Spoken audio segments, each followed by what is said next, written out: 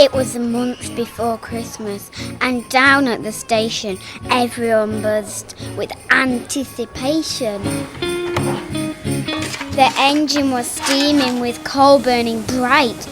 The platforms just glittered with sparkling lights. On board the train, there were drinks and mince pies. But it's not just the grown-ups who get a surprise. Father Christmas was working to bring festive joy and a smile to the face of each girl and boy. So I'll sit in my seat and watch the world slip past. It's beginning to feel like Christmas at last. There are some people who think Santa flies in a sleigh, but I know he travels a great century way. Merry Christmas, everybody! Ho, ho, ho!